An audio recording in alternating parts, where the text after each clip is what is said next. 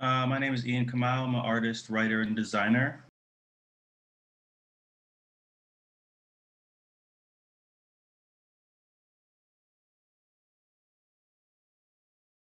So I have a kind of fun question here for you. If you had a superpower, what would it be? I always wanted to fly.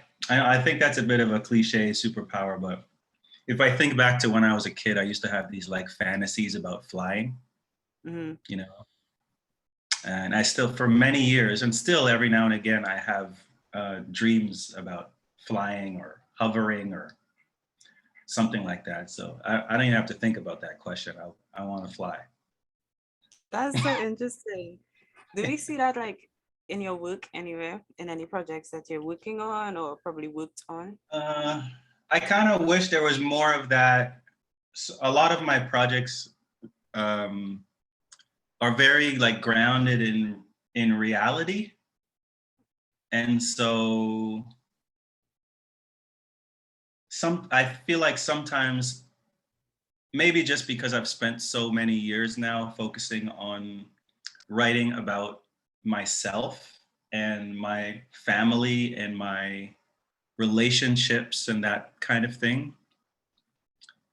I'd like to write something or create, maybe not just write, but like create something that was like free of the bounds of my own personal reality. You mentioned your family, so do you want to talk a little bit more about that and the relationships that you have? Um, so there's a project that I've been working on at the theater center. It's called Loss.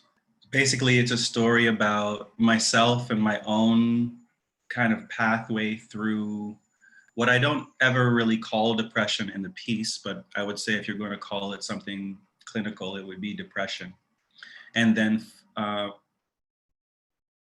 noticing, but being more clear in that process that there are people in my family that have suffered from different kinds of mental health issues, and it's affected the way that we interact with each other, and in some cases, things that have actually happened and shifted the course of our entire family. So my grandmother passed away when my father was 10 years old, and in Trinidad.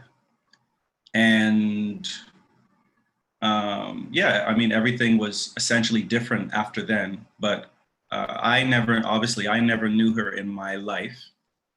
And I was about, I don't know, in my mid 30s when I started kind of asking the question about, how she died and some of those things. And it led to this project, which is basically like multimedia, multi-arts, live arts project that goes through my own kind of history and a bit of a portal into my family history between Canada and Trinidad, between my generation, my father's generation, and my grandmother's generation.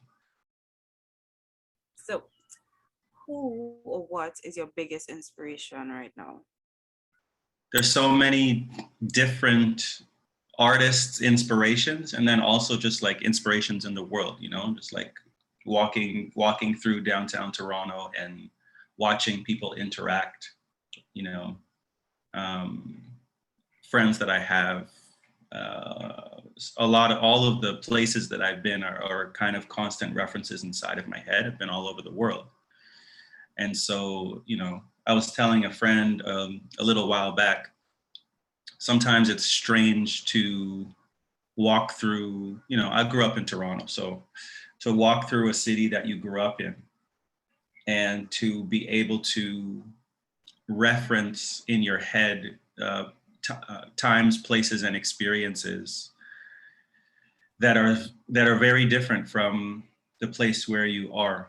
I think travel is one of the greatest educations and inspirations. And I've been, East Africa, South Africa, West Africa, obviously Trinidad, Cuba, all over Europe, you know, um, Korea and Brazil.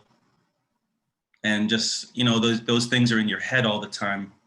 So maybe, I think separate from artists and that sort of thing, I think travel, which is strange to say in COVID times, but travel is probably one of my biggest inspirations and references for how to understand the world and how to understand the art that I make.